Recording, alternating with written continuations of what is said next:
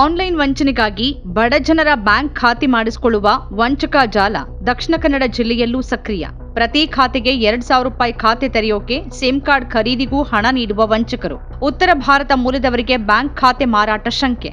Online ವಂಚನೆಗಾಗಿ ಬಡ ಜನರಿಂದ bank ಖಾತೆ ಮಾಡಿಸಿಕೊಂಡು ದುರ್ಬಳಕೆ ಮಾಡಿಕೊಳ್ತಿರುವ ಪ್ರಕರಣಗಳ ಸಂಬಂಧ ಇಬ್ಬರು ಆರೋಪಿಗಳನ್ನ ದಕ್ಷಿಣ ಕನ್ನಡ ಜಿಲ್ಲೆಯ ಪೊಲೀಸರು ಬಂಧಿಸಿರುವ ಬೆನ್ನಲ್ಲೇ ಈ ಜಾಲ ದಕ್ಷಿಣ ಕನ್ನಡ ಜಿಲ್ಲೆಯಲ್ಲೂ ಸಕ್ರಿಯವಾಗಿರುವುದು ಬೆಳಕಿಗೆ ಬಂದಿದೆ. ಈ ಪ್ರಕರಣ ನಡೆಯುವ ಮುನ್ನವೇ ಈ ಜಾಲದ ಬಗ್ಗೆ ಮಾಹಿತಿ ಕಲೆ ಹಾಕೋಕೆ ಆರಂಭಿಸಿದ ವಾರ್ತಾ ಭಾರತಿ ವಂಚಕರ ಜಾಲಕ್ಕೆ ಸಿಲುಕಿದ್ದ ಸುರತ್ಕಲ್ ನಿವಾಸಿಯೊಬ್ಬರೊಂದಿಗೆ ಮಾತುಕತೆ ನಡೆಸಿತ್ತು. ಅವರ ಮಾಹಿತಿಯಂತೆ ಈ ಜಾಲದಲ್ಲಿ ಸುರತ್ಕಲ್ ಭಾಗದ ಹಲವರು ಸೇರ್ಕೊಂಡಿರುವುದನ್ನ ವಾರ್ತಾ ಭಾರತಿ ಪತ್ತೆ ಹಚ್ಚಿತ್ತು.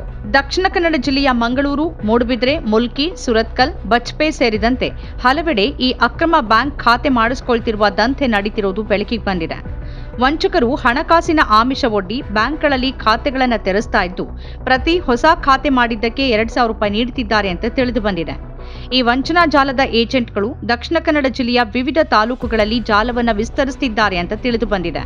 ಆರ್ಥಿಕವಾಗಿ ಹಿಂದುಳಿದವರನ್ನೇ ಟಾರ್ಗೆಟ್ ಮಾಡಿಕೊಳ್ತಿರುವ ವಂಚಕರು ಬ್ಯಾಂಕ್ ಖಾತೆ ತೆರೆಯೋಕೆ 1,000 ರೂಪಾಯಿ, ಬ್ಯಾಂಕ್ ಖಾತೆಗೆ ಲಿಂಕ್ ಆಗಿರುವಂತೆ ಮೊಬೈಲ್ ಸಿಮ್ ಕಾರ್ಡ್ ತೆಗೆದುಕೊಳ್ಳೋಕೆ 500 ರೂಪಾಯಿ ನೀಡ್ತಾರೆ.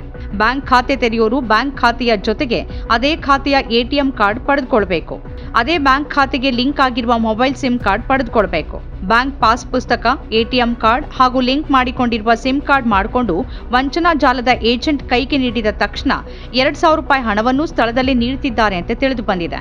ಬಲ್ಲ ಮೂಲಗಳ ಪ್ರಕಾರ ವಂಚಕರು ಕರ್ನಾಟಕ ಬ್ಯಾಂಕ್ಗಳಲ್ಲೇ ಇಂತಹ ಖಾತೆಗಳನ್ನು ತೆರಿಬೇಕು, ಏರ್ಟೆಲ್ ಕಂಪನಿಯ ಸಿಮ್ ಕಾರ್ಡ್ಗಳನ್ನು ಹೆಚ್ಚಾಗಿ ಬಳಸಬೇಕು ಅಂತ ಒತ್ತಡ ಹೇರ್ತಿದ್ದಾರೆ. ಒಂದಕ್ಕಿಂತ ಹೆಚ್ಚಿನ ಖಾತೆಗಳನ್ನು ಮಾಡುವವರು ಬೇರೆ ಬೇರೆ ರಾಷ್ಟ್ರೀಕೃತ ಬ್ಯಾಂಕ್ಗಳಲ್ಲಿ ಖಾತೆಗಳನ್ನು ತೆರೆಯಬಹುದು ಮತ್ತು ಬೇರೆ ಕಂಪನಿಗಳ ಸಿಮ್ ಕಾರ್ಡ್ಗಳನ್ನು ಬಳಸಬಹುದು ಅಂತ ತಿಳಿದು ಬಂದಿದೆ. ಈಗಾಗಲೇ ಮಂಗಳೂರು, ಮುಲ್ಕಿ, ಮೂಡುಬಿದ್ರೆ, ಸುರತ್ಕಲ್, ಬಜ್ಪೆ ಭಾಗದಲ್ಲಿ ಅತಿ ಹೆಚ್ಚಿನ ಜನರನ್ನ ಸೇರ್ಪಡೆಗೊಳಿಸಿರುವುದು ಬೆಳಕಿಗೆ ಬಂದಿದ್ದು, ಈ ಜಾಲಕ್ಕೆ ಕೆಲವೊಂದು ಮನೆಗಳಲ್ಲಿ ಸಣ್ಣ ಮಕ್ಕಳಿಂದ ಹಿಡಿದು ಹಿರಿಯರು ಸೇರಿದಂತೆ ಮನೆಯ ಪ್ರತಿ ಸದಸ್ಯರು ಬ್ಯಾಂಕ್ ಖಾತೆಗಳನ್ನು ಮಾಡಿಸಿಕೊಂಡು ವಂಚಕರಿಗೆ ನೀಡಿರುವುದು ಬೆಳಕಿಗೆ ಬಂದಿದೆ. ಆರ್ಥಿಕವಾಗಿ ದುರ್ಬಲರಾಗಿರುವವರನ್ನೇ ಟಾರ್ಗೆಟ್ ಮಾಡುವ ಈ ಜಾಲ ಏಜೆಂಟ್ಗಳ ಮೂಲಕ ಕಾರ್ಯಾಚರಿಸ್ತಾ ಇದೆ.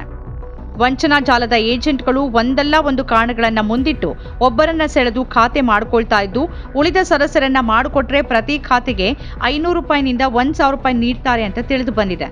ಸದ್ಯ ಈ ಖಾತೆಗಳನ್ನು ಉತ್ತರ ಭಾರತ ಮೂಲದವರಿಗೆ ವಂಚಕರು ಮಾರಾಟ ಮಾಡುವ ಮೂಲಕ ಹಣ ಸಂಪಾದಿಸುತ್ತಾರೆ ಅಂತ ಹೇಳಲಾಗಿದೆ. ಕರ್ನಾಟಕ ಬ್ಯಾಂಕ್ ಖಾತೆ, ಏರ್ಟೆಲ್ ಸಿಮ್ ಕಾರ್ಡ್ ಪಡೆಯೋಕೆ ಒತ್ತಡ.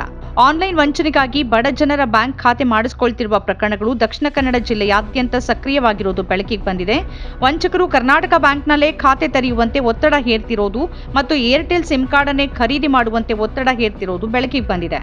ಈ ಬಗ್ಗೆ ವಿಚಾರಿಸಿದಾಗ ಕರ್ನಾಟಕ ಬ್ಯಾಂಕ್ ಹೊರತುಪಡಿಸಿ ಉಳಿದ ರಾಷ್ಟ್ರೀಕೃತ ಬ್ಯಾಂಕ್ಗಳಲ್ಲಿ ಬ್ಯಾಂಕ್ ಖಾತೆ ತೆರೆದು ಎಟಿಎಂ ಕಾರ್ಡ್ ಪಡೆಯೋಕೆ ಹಲವು ದಿನಗಳು ಬೇಕಾಗುತ್ತೆ.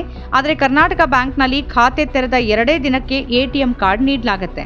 ಹಾಗಾಗಿ ವಂಚಕರು ದಾಖಲೆಗಳನ್ನು ಶೀಘ್ರ ಪಡೆದುಕೊಳ್ಳುವ ಸಲುವಾಗಿ ಕರ್ನಾಟಕ ಬ್ಯಾಂಕ್ ಖಾತೆ ತೆರೆಯುವಂತೆ ಒತ್ತಡ ಹೇರ್ತಾರೆ ಅಂತ ತಿಳಿದು ಬಂದಿದೆ. ಜೊತೆಗೆ ಏರ್ಟೆಲ್ ನೆಟ್ವರ್ಕ್ ಸಾಮಾನ್ಯವಾಗಿ ಎಲ್ಲಾ ಕಡೆಗಳಲ್ಲಿ ಸಿಗೋದ್ರಿಂದ ಏರ್ಟೆಲ್ ಸಿಮ್ ಕಾರ್ಡ್ಗಳನ್ನೇ ಖರೀದಿಸುವಂತೆ ವಂಚಕರು ಖಾತೆದಾರರಿಗೆ ಹೇಳ್ತಿದ್ದಾರೆ ಅನ್ನೋ ಮಾಹಿತಿಯನ್ನ ವಾರ್ತಾ ಭಾರತಿ ಕಲೆ ಹಾಕಿದೆ. ನಮ್ಮ ಕಾರ್ಯಕ್ರಮಗಳನ್ನ ನೀವು ನೋಡ್ತಾ ಇದ್ರೆ ನಮ್ಮ ಚಾನೆಲ್ ಅನ್ನ ಸಬ್ಸ್ಕ್ರೈಬ್ ಮಾಡಿ, ಪಕ್ಕದ ಬೆಲ್ ಐಕಾನ್ ಒತ್ತಿ ನಮ್ಮನ್ನ ಬೆಂಬಲಿಸಿ. ಹಾಗೆ ನಮ್ಮ ಕಾರ್ಯಕ್ರಮಗಳನ್ನ ಲೈಕ್ ಮಾಡಿ, ಕಮೆಂಟ್ ಮಾಡಿ, ಅದನ್ನ ಬೇರೆಯವರಿಗೂ ವಾಟ್ಸ್ಆಪ್ ಮೂಲಕ ಶೇರ್ ಮಾಡಿ. ನೀವು ಹೀಗೆ ಮಾಡಿದಾಗ ನಮ್ಮ ಚಾನೆಲ್ ಮತ್ತಷ್ಟು ಜನರಿಗೆ ತಲುಪಲು ನೀವು ನಮ್ಮೊಂದಿಗೆ ಸಹಕರಿಸಿದ ಹಾಗಾಗುತ್ತೆ. ಇದು ನೀವು ಯಾವುದೇ ಖರ್ಚಿಲ್ಲದೆ ಕೆಲವೇ ಸೆಕೆಂಡುಗಳಲ್ಲಿ ನೀಡಬಹುದಾದ ಸಹಕಾರ. ಧನ್ಯವಾದಗಳು.